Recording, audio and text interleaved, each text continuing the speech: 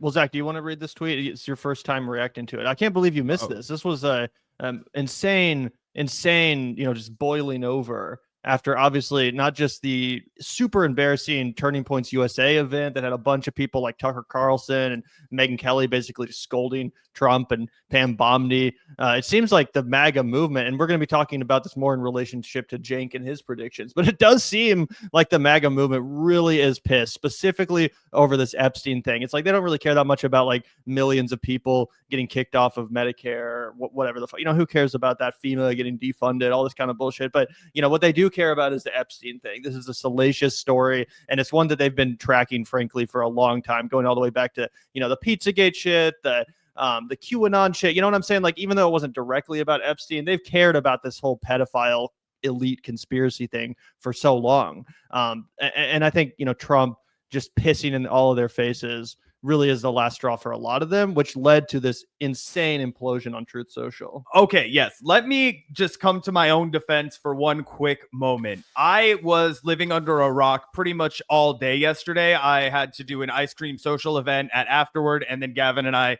went to go celebrate Bastille Day. And I remember getting multiple text messages in a group chat that involved both Gavin and Griffin. And I saw a massive wall of text from Donald Trump. And I thought to myself, surely I'll read that in the morning. Well, then this morning I got a call from my bank that said somebody stole my debit card and I had like 36 fraudulent charges. So I was taking care of that before we went live today. So I'm flying blind. I imagine there has to be one or two people in our audience that are also flying blind here. Griffin's joke went over my head. I see now what's going on with my boys, and in some cases, gals.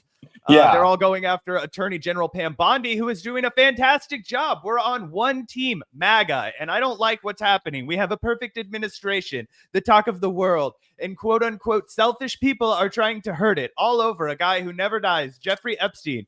For years, it's Epstein over and over again. Why are we giving publicity to files written by Obama, crooked Hillary, Comey, Brennan, and losers and criminals of the Biden administration who conned the world with Russia hoax, 51 intelligence assets, the laptop from hell, Jesus Christ. And by the way, more. that one's specifically crazy to me because not only is he saying that the Epstein files are written by Obama and Hillary, but also so was the laptop from hell. Like, is he talking about Hunter's laptop? Obama and Hillary created the damning evidence depicting what a degenerate Biden's own son was. Like, why would they write that? Why would they create it? What? Like, that makes no fucking sense. He's just listing off shit. Legendary Donald Trump crash out. Yeah, so they created the Epstein files. That it was way better before the AirPods. I will tell you that. Okay. Sorry to just just go back to how you were, Griffin. It's not a big deal at all. It's really not. But either way, what's genuinely crazy about this, in addition to the tantrum, is just that he's implying that the Democrats created the Epstein list. Like he's saying that it's like the same thing as the Steele dossier and shit. But it's weird because it's not resist liberals. It's not Hillary Clinton liberals who have been obsessing over the Epstein files like they were the Steele dossier. Zach, it's MAGA. It's these fucking people that go beat off to the Sound of Freedom at the movie theater, which is that shitty movie. You know what I'm saying? These people that are obsessed with Pizzagate and QAnon, and the guy on Joe Rogan who was talking about how actually Stanley Kubrick was onto this 25 years ago and they killed him for it. It's the right. These conversations are happening on a Joe Rogan Experience, not fucking Rachel Maddow. Oh, yeah, 100%. And I think that is why this might actually be a serious problem for Donald Trump. This is why people like Tucker Carlson feel confident enough to go out there and kind of chastise him for it on Turning Point USA, because they know this is an issue that the base actually cares about. Right? Why? Because it actually feeds into their culture war that they've been obsessed with since 2015 or before. It goes back to Pizzagate, as you mentioned. It goes back to, the last 15 years of American politics have kind of been swallowed up by this whole idea. And the people who are, I'm against predators, I'm against pedophiles, that is the hardcore MAGA base. That is the QAnon base. That is the, hardcore supporters that Donald Trump needs to retain. And reminds me of an even escalated version of the one other time I've seen Donald Trump legitimately piss off his base. Because you're right, they don't give a fuck if 12 million people get kicked off of Medicaid. They don't give a fuck if almost 30 little girls are washed away in Texas. They don't give a fuck about anything that happens, but they did give a fuck about the H-1 visa situation. Do you remember that? Why? Because it played into a culture war where they were like, we don't want any more brown people coming into our country. We don't want any more immigrants coming into our country. And it created a fissure, right? It created a fissure where you had the PBDs of the world coming out and talking about, oh, this is why H-1 visas are actually make America great again. And then you had the Steve Bannons of the world, and they were like, no, fuck you. We want a white nationalist state, goddammit. We don't need any H-1 visa immigrants to do that. This is almost like an even bigger piece of that, because H-1 visa, that's still pretty esoteric. You still have to be pretty plugged into the debate. Most people aren't reaching for that. Yeah. This is something that every single person on I would say the planet vaccine is the only other thing that compares to this as far as the base actually pushing back. Because, you know, I don't know how much you heard about, you know, what we were just saying, Griffin, but it really does seem, and again, we're going to talk more about Cenk and, you know, whether or not any comments of his have been vindicated, but I do think that this is a real revolt, and I don't think that it's just going to be like easily fixed with a bunch of bullshit and bluster. But what's your take on all of this, totally Griffin? agree. I totally agree. And do I sound okay? Okay. I totally agree. I mean, they're calling it the best cover up of all time. They're calling it like a 10 out of 10 cover up that you never saw it coming. It is crazy. I've never seen this amount of pushback from not just like random accounts, but like the actual content creators. Like I saw Benny Johnson, Mr. Alligator Alcatraz beanie, or whatever the fuck he was wearing last week. He had this like tone that was like the most aggressive I've ever seen, like a content creator like challenge Trump. Let's roll it. Yeah, my boy Benny, Benny and the Jets. Okay. So President Trump has acknowledged that the Epstein files exist here. President Trump has acknowledged that the files were written and that there is something there. He says that they were written, however, by his enemies and therefore will not be released. Whoa, what? That's new in this entire zeitgeist. This is something that is wildly interesting. And then he goes all in on supporting Kash Patel and Pam Bondi. No mention of Dan Bongino. It's also so funny to think about the Clintons or whatever creating the Epstein files, knowing that Bill Clinton is very clearly implicated, most likely in those. Well, he had a hand in creating them in a sense, but maybe, you know, in a sense. It's fucking wild. Like, you know, I've never seen these like ball lickers like hold a candle to anything. I mean, with the Iran bombings, it was like, it's 5D chess. It's the most peaceful move of all time. Like with the big, beautiful bill, it's like, well, you know, it's not everything we want, but like, at least it's giving money to ICE or whatever. Like this is the biggest, like flare up of all time. And it's just like, you know, before we get into any of the Cenk stuff, just focusing on Trump for a second, it's like, you literally could have said anything else. You could have said, my dog ate it. Like I was about to bring it out and then my fucking dog ate it. Like you could say like Jeffrey Epstein was a ghost. Like I don't like, there are so many better excuses than just like, actually it doesn't exist at all. And it's also Pam's fault. And that's about it. Like, how did they not work on this? I think the problem is that they didn't work on it, right? That was 100% unedited from Donald Trump's phone to the internet. And that's the problem. What has Donald Trump used as an excuse to make himself Teflon Don? Why has every single accusation, why has every single, you know, flare up, anything that could have brought him down, washed off him like water from a duck's back, right? Why? Because he would say it was made up. He would say it was pretend. It was a witch hunt. It was, it's a goose chase, right? They made it up. They're just trying to bring me down. It's all fake news, right? I think he's trying to fake news away the Epstein list. The problem is he made it such a central part of his campaign. JD Vance. And everyone around him did too. Yeah, exactly. That was one of the things that he used to try and make himself more popular, more relatable. At one point, JD Vance was horribly unliked by the American people. I still horribly dislike him, but he would go on all these bro shows and he would try and relate to them by talking to them about the Epstein list, bro. Like, we got to release that stuff, bro. The pedos, bro. You know what I mean? Yeah, it does just seem so out of touch, though, this message that Trump put out. I totally agree with you, Griffin. Basically, the worst possible response. If you really want to look guilty, this is the way to do it. Yeah, sorry, we got this one right here. Especially this one of the final lines. Sorry, I'm going to go back to this real quick so we can see the very bottom here. But he says, let's keep it that way and not waste time and energy on Jeffrey Epstein, somebody that no one cares about. Thank you for your attention to this. It's like after this long ass script, it's like, oh, what? So you wrote all of this about someone that nobody cares about? Like, why did you get so in your feelings then?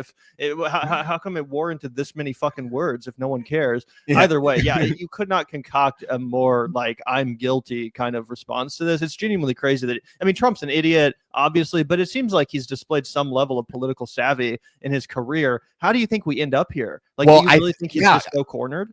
It charts. For me, everything was different since Epstein said Trump was in. Since Elon said that Trump was in the Epstein files. It was the first moment where Trump didn't destroy someone. Like, he totally choked. He froze. He was like, "I wish Elon the best," and like kind of totally backed down. And it was like the first time where I was like, "Oh, like he is scared." And like from the people I'm talking to, like people from all across the political spectrum, people even on the right, they're like, I wasn't sure before this post if he was in it, but now I am dead to rights, like 100% sure he was. And I'm even thinking like, it's such a bad post that I'm like, is it just pedophilia? Is there something worse? Like, I'm like, could it be like cannibalism? Like, I'm trying to think of like, and pedophilia is kind of the worst. I don't know. I was going to say, is it with dogs and cats? Was it bestiality? Yeah. What are we dealing with here? The magnitude could be earth shattering.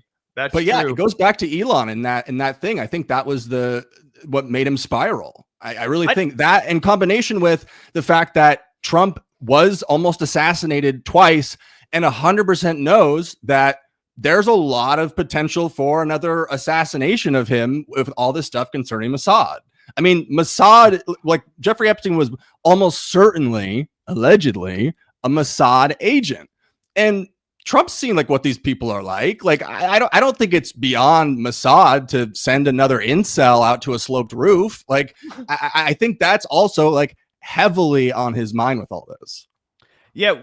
One thing that I have been curious about, right, is it has kind of created a pet industry of contrarians to be like, there is no Epstein file at all because Epstein and Ghislaine Maxwell only worked and procured, children for their own sexual. About that Michael Tracy. Michael Tracy ContraPoints also put out a statement like this saying that there's no real evidence that there was like a mass pedophilia ring, when obviously there is a bunch of evidence for a mass pedophilia ring. And again, I'm not just talking about Republicans. Clearly, Bill Clinton is in a lot of shady predicaments. The Prince Andrew stuff has been out and out for a long time, not to mention the Les Wexner connection where the Victoria's Secret guy just gave him $1 billion because he was a super cool guy and they liked him as a tutor. If you believe that story, I have a bridge to sell you. So why are that's happened to me several times? Okay, that's how I'm able to afford all these homes. You're a lot more handsome than I am, and Jeffrey Epstein. So you have plausible deniability. But my real question is, what's bringing these people out of the woodwork? Why Michael Tracy? Why ContraPoints? Two unlikely bedfellows to be taking up. We should find that tweet so people can see it because Michael Tracy,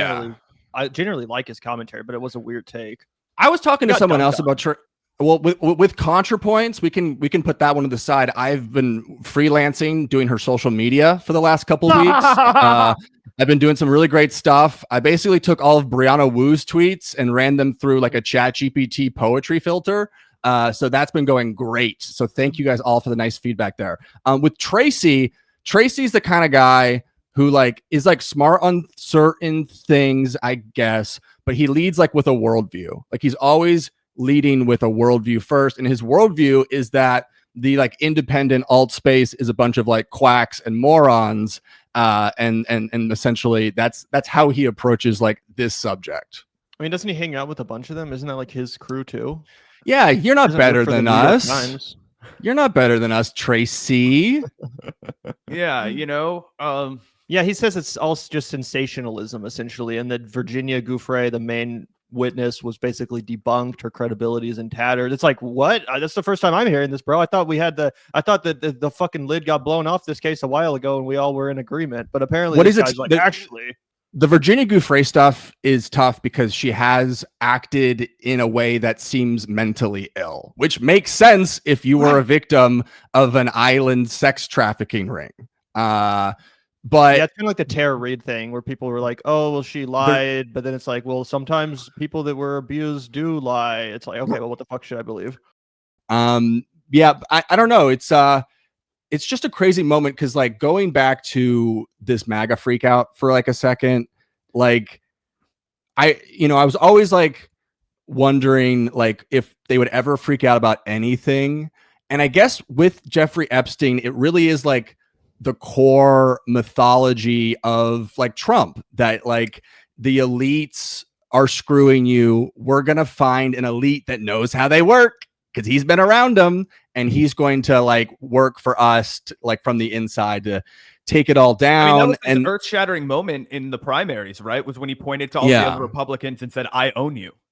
And not only that, but like this sense of secret knowledge, the sense that there is like a hunt, and that there's something secret about it. So that was like one half their brain, and the other half seems to just be to inflict cruelty on immigrants, and like that was going to be enough like to keep them going. Like it doesn't matter about the war, doesn't matter about like any bills or like circumstances, like as long as we can like inflict our resentments and our downward mobility onto others and have a sense of a mythology of being anti-elite and secret knowledge, that was going to be enough. But Trump has essentially like cut half their brains out now. Like that was all that was filling their heads up.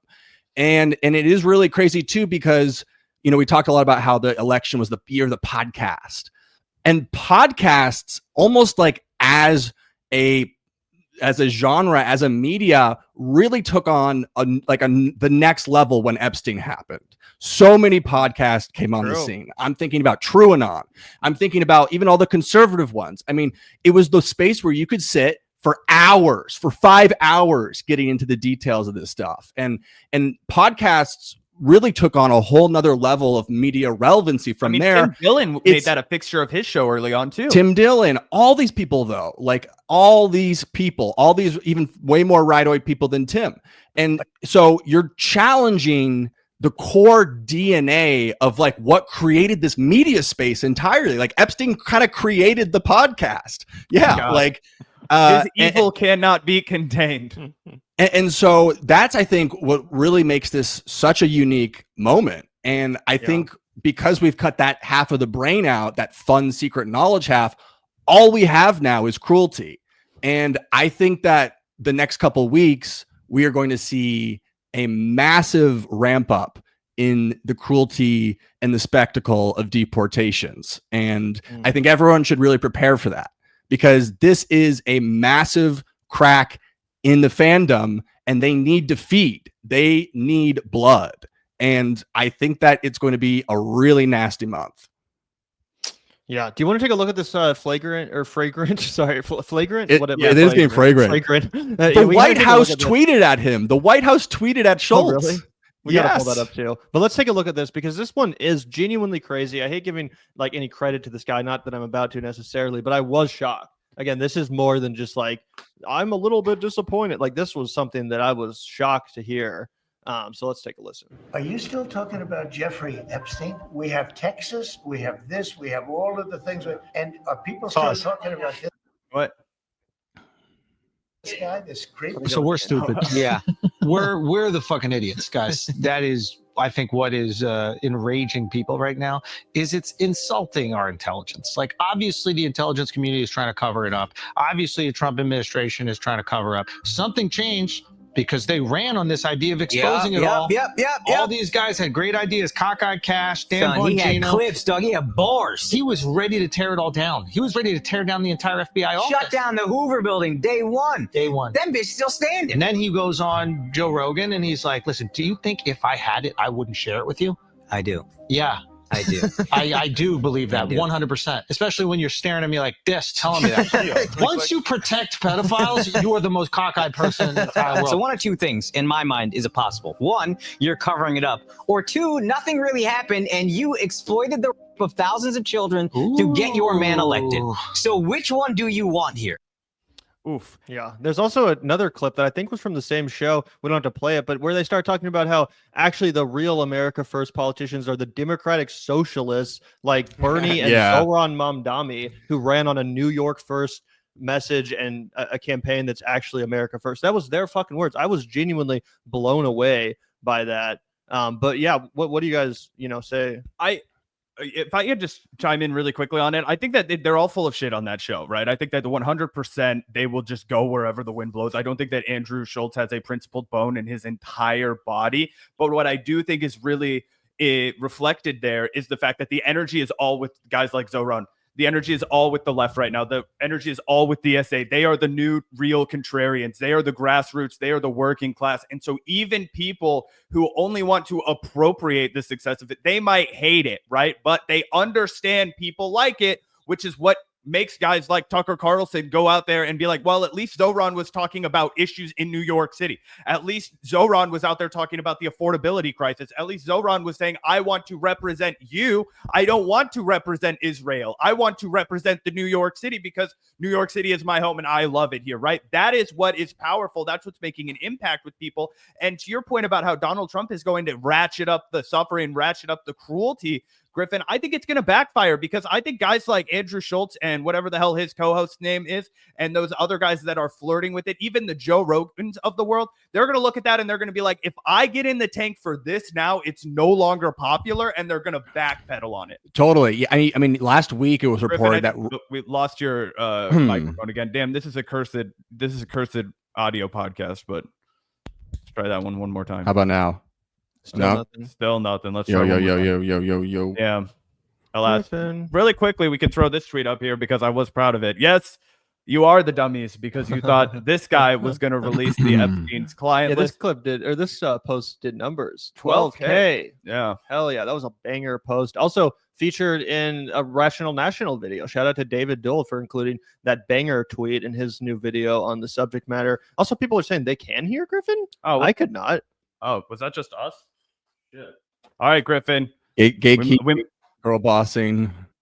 We're back now, everybody. This is a DIY podcast. This is what you get when you let a circle of jerks do the audio. It just sucks because you guys have to edit that, so that just sucks. Yeah, like what were we talking about? Oh, just the fact that I think that the fact that Donald Trump does only have the cruelty left, he's backed into a wall. I think that's going to continue to fuck him. I think he is going to lose popularity, but I almost think it doesn't matter because he's just going to spend the next 3 years anyway just doing shit that's massively unpopular because he's not even really supposed to run for president again. Like,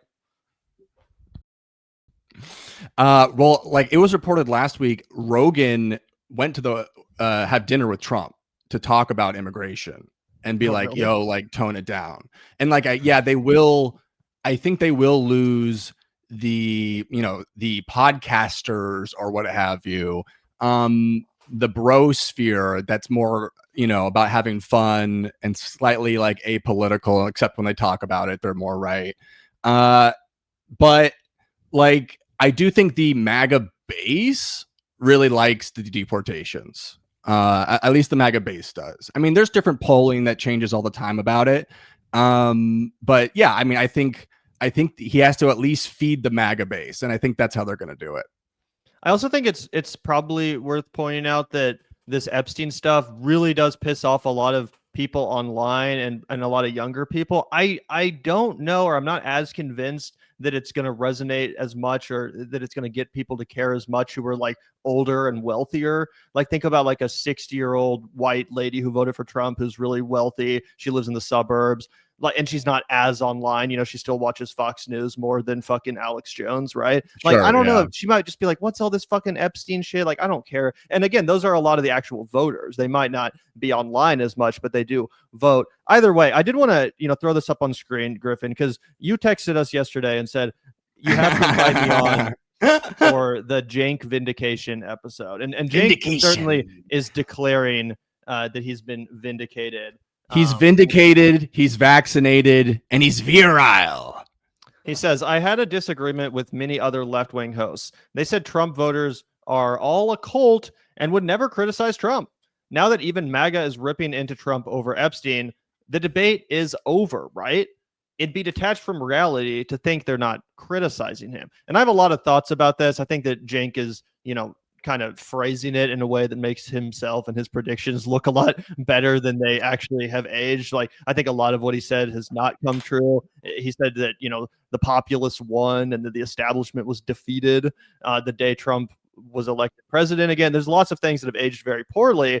That being said, the one thing I will give credit to Cenk for is that I did not predict that the Trump base, that the MAGA base would be in as intense a revolt as they are this early into Trump 2.0. Like, we're not even a year in, and this is a lot more of aggressive revolt, a lot more of aggressive pushback than I expected. Now, what I don't think is necessary that Cenk continues to do constantly is to give this undue credit to people like Joe Rogan, who are now like, kind of backtracking a little bit. Cenk wants to give them all the credit in the world, whereas I personally still feel a lot of frustration at guys like that for getting us into this situation in the first place, right? It's like, if I told you to fucking drive your car off the cliff and really convince you to do it, and then you do it, and then the day after you're like, what the fuck, bro, I almost died. And I'm like, oh, I feel really bad about, telling you to do that, man. I'm sorry that I recommended that to you. I feel bad. I mean, you'd probably be like, well, fuck you, bro. Like, that's a little too late, or whatever the fucking expression is, right? So I have mixed feelings about all of this, but I am willing to admit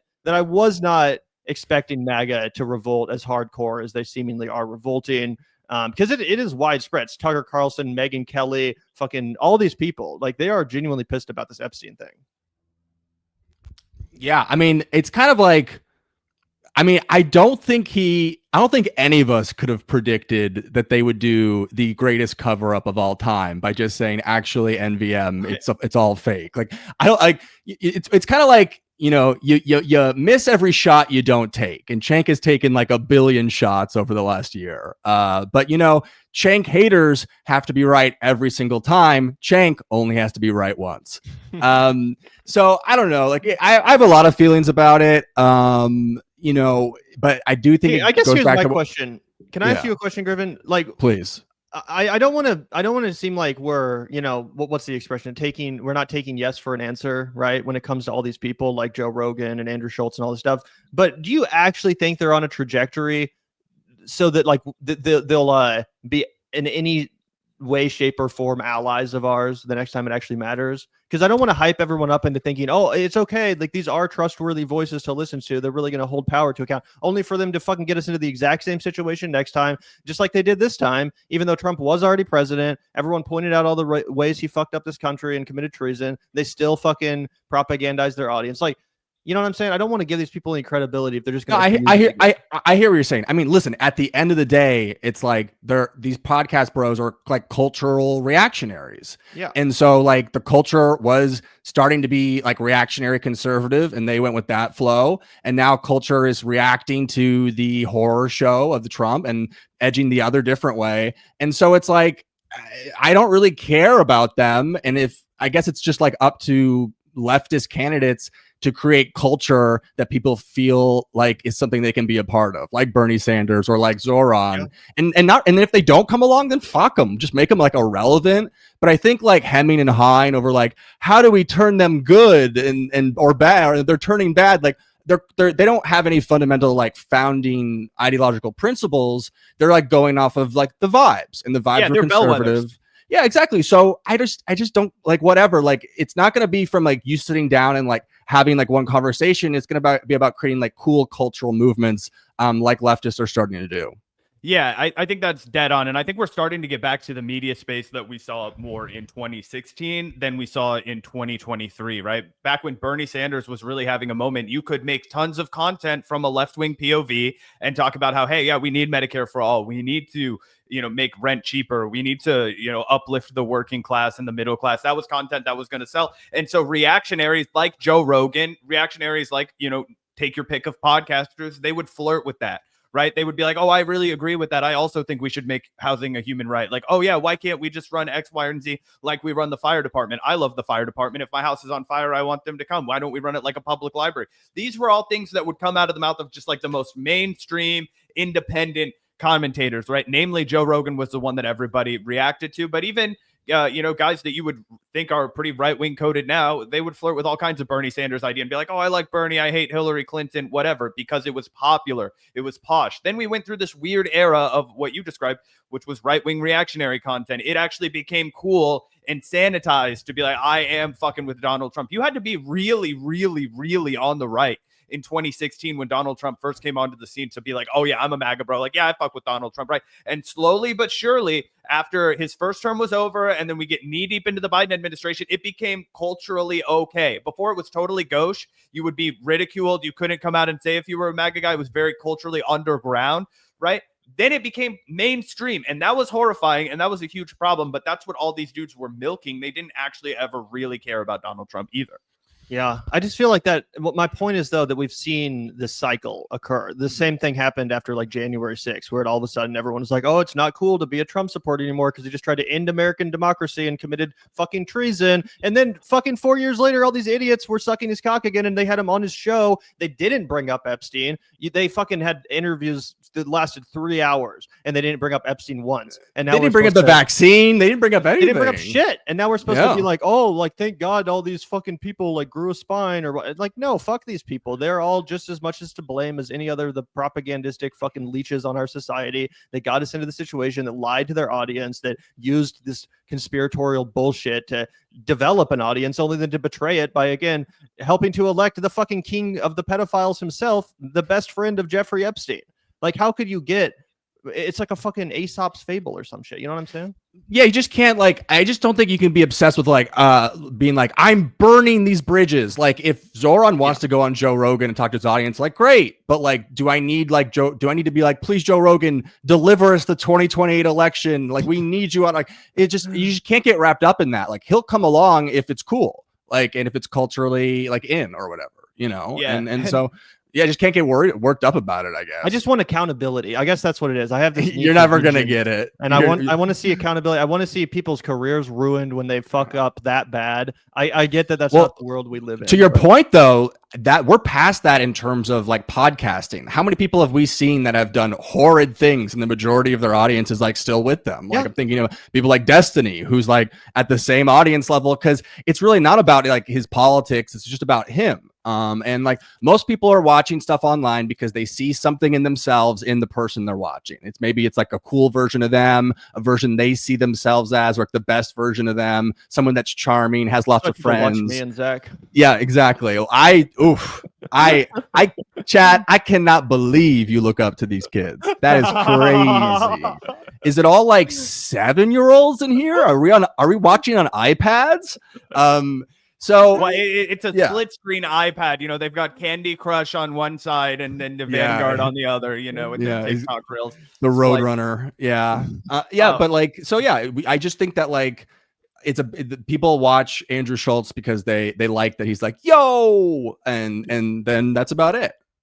Go ahead. Okay, are we going back to Cenk? Because I did have more Cenk thoughts. Oh, yeah, go back to Cenk. I can throw his tweet back up on screen if you want. Yeah, I guess like, you know, okay, he predicted they'd revolt on like policies or whatever. I guess if he's including like MAGA, like Joe Rogan podcast, and they don't like immigration now. Okay, like yeah, sure, like they wedged around a lot. But I feel like if he was talking about like the MAGA base, like I think this is like an unpredictable crack in it because specifically of the Epstein stuff, not war or doing America first stuff. I mean, he totally is bent over to Israel and they barely said anything outside of like the podcasters, you know?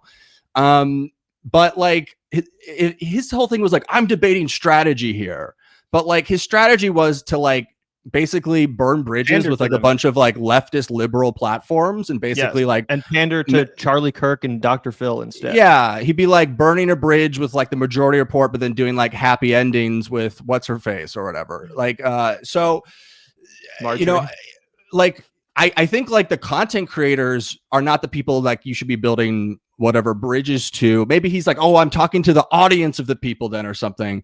I think there's probably better ways to do that than like launder some of these more like insidious people that are just kind of like sycophants. I would say the way to do that for attention.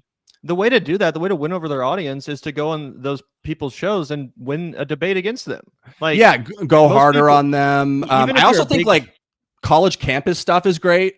Like, I think that like there's a lot of like young, like, you know, like events like that he could be doing to talk to like young Cenk? conservatives and yeah, Cenk. Yeah.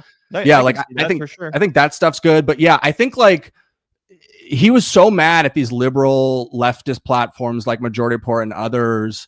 And it's like, can't both your strategies be okay? Like, you can go be the MAGA whisperer and they'll like go talk to liberals and be a little bit more spicy anti-Trump than you. Like, is it really like a net negative that like Emma Vigeland is mean to Trump? Like, I don't think so. And so I just didn't really get his output during all of this. 'Cause I'm fine if you want to be the MAGA whisperer, but like there's room for like there also to be like radicalizing more liberals into like left liberal platforms. Right. I think you hit the nail on the head when you talked about like how the conjunction of the pandering to MAGA, the fact that it came along with him burning the bridges to the left and you know, publicly. You don't need to do it. Yeah. Right. And it did make it look like, and that was our analysis, I still stand by it, made it look like he wasn't actually sincere about winning over these voters. He made it look like he was trying to grift into becoming a more right-wing channel. And I disagreed with that. Rubin. I think Cenk is just like what you can argue, but he's earnest. He like so really he wanted any of the audience of Dr. Phil and Charlie Kirk to come over and hear him pander to MAGA on TYT Live, and then that we're all content creators. We all want to add new audiences to our shows and tell them better things than the things they hear on those shows. So I don't think that's a sin. Like I think it was.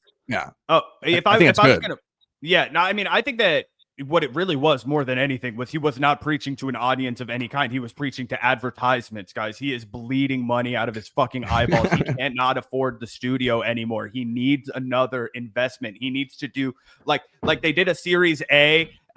Fucking 6 years ago, he pissed away all that money. He took the sponsorship from Polymarket. They ripped it away because he wasn't doing the numbers that he needed to be doing. What he was, I think, doing was out there like showing some leg, hoping to pick up a sponsorship or two. Look at what my name will attract. I can get on these shows. I think he really wanted to get a cash infusion for the Young Turks. That's why they can't have people coming in and doing live shows anymore. They can't pay for people to do it. They can't pay for any of these things. They have to limit their staff. It looks shittier. You've got Anna Kasparian taking work for the PBD network because she doesn't feel like she's compensated adequately. That makes the network look shitty. All these kinds of things. I think that what he's really been up to is shilling for capital infusion, and that's why his strategy has just been relatively aimless and unfocused. I think that he's probably a capitalist. I saw people in the chat go, earnest, he's not earnest. And maybe you guys need to like look up the definition of that word, because that doesn't mean I agree with him. That doesn't mean that like he is telling the truth or something like that. That means that he feels a type of way and he's putting it out into the world. And but don't you think it's crazy to think that might be a financially motivated thing? That's what I'm saying. Obviously he feels some kind of way. I'm saying, is it because of the fact that he wants a lot more fucking money and influence with a certain specific part of the internet that you find a lot more money and influence on, specifically 6 months ago when he was doing all this shit?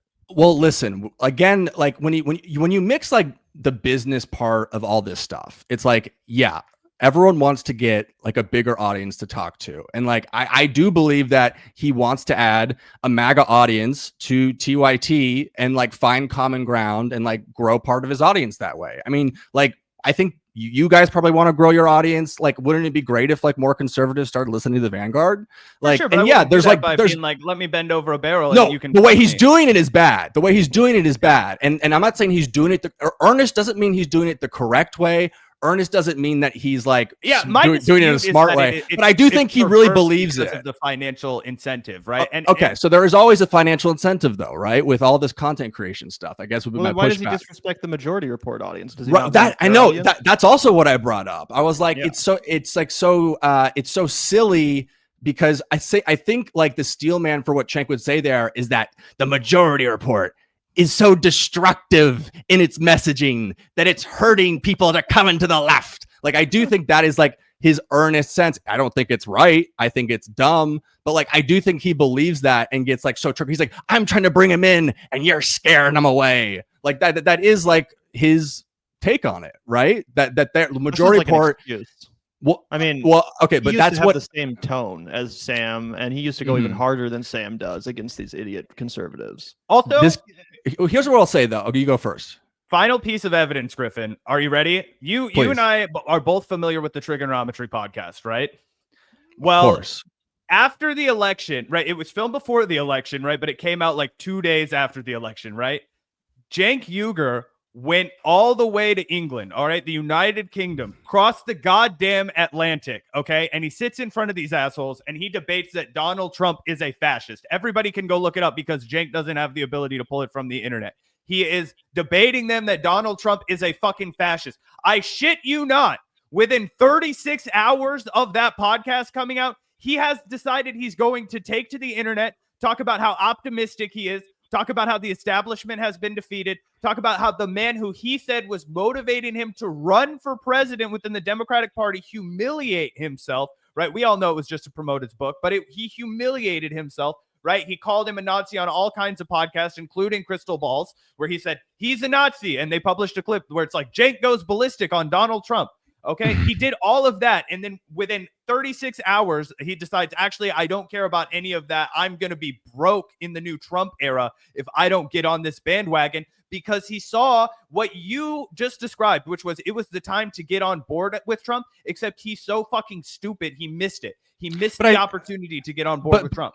And I guess I hear that, and you guys are like way more tapped into like all the business stuff and incentives on it. Personally, I think if he hadn't changed his politics at all, he still would have sold Polymarket Studios or whatever. Like I don't think Polymarket was like, hey, you need to like go suck Charlie Kirk's dick. Like, I think like that was just a business deal. But like, I don't want to really debate the business stuff. You guys might feel like that's a bigger portion of why he's doing things than me. But I think it's a giant portion of it.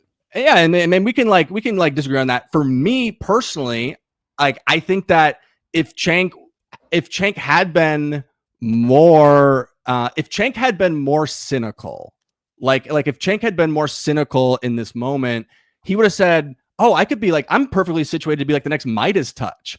I can go all in on Trump outrage. Like look how much money they're."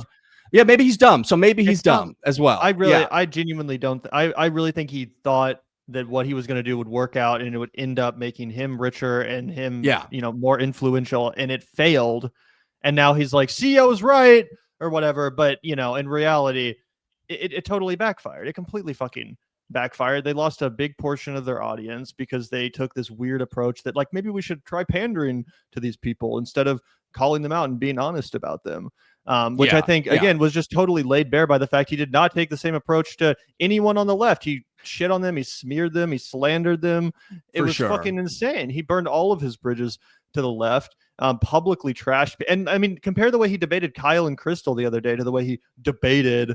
Right. Charlie and like, Kirk so, and that Phil. goes to my point too, where it's like, why wouldn't you want to be cordial and maintain like a really cordial relationship with those people? That's a huge platform. Are you a cynical grifter looking for views, or are you a man racked with rage, reacting too heavily to the comments and expressing yourself immaturely but earnestly? Like, it's an earnest, immature thing. Like, I just don't think I think what's earnest because it's not 5D chess if all of his views are going down and like his crashing his platform. Like, I don't see content creators like have a take, watch their platform disintegrate over the take and not back down.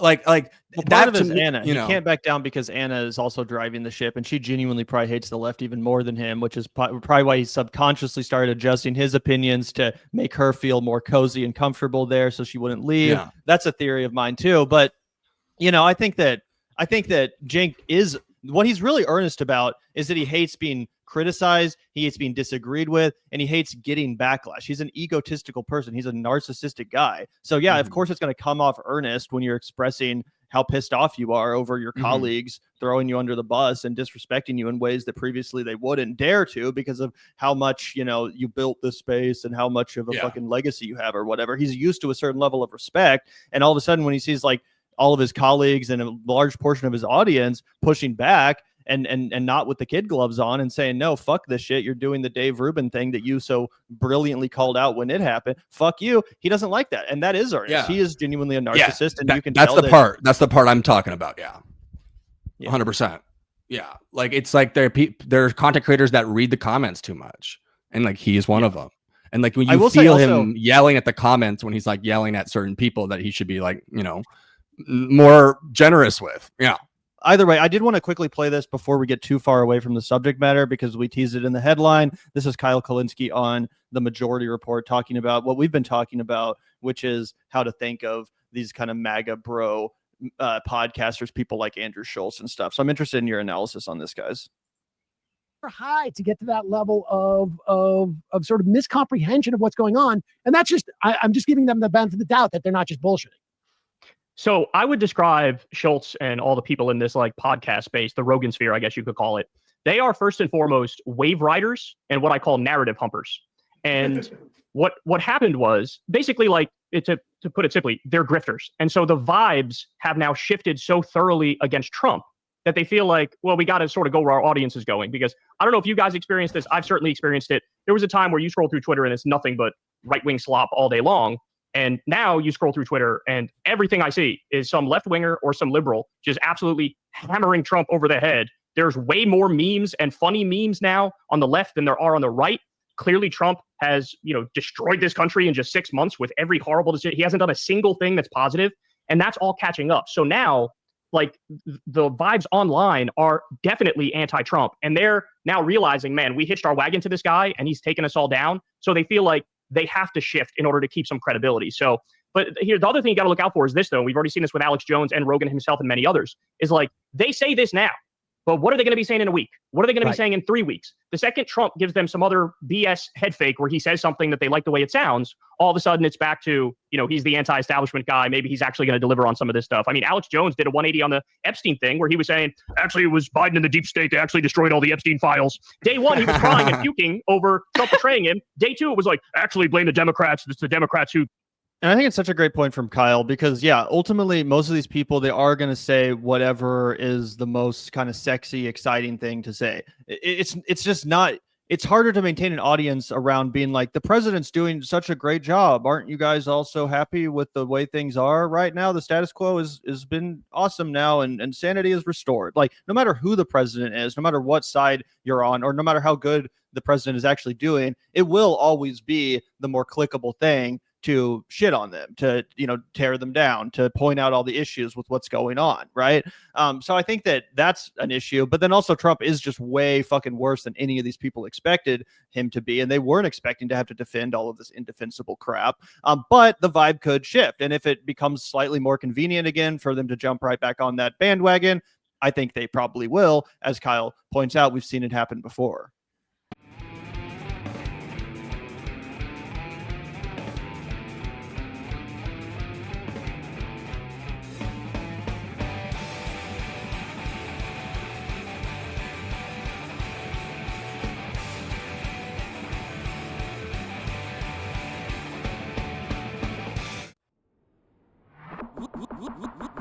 Look out the door if you hear an ambulance. The Vanguard will be there, sir. The Vanguard will be there, sir. The Vanguard will be there, sir. The Vanguard will be there. Be there.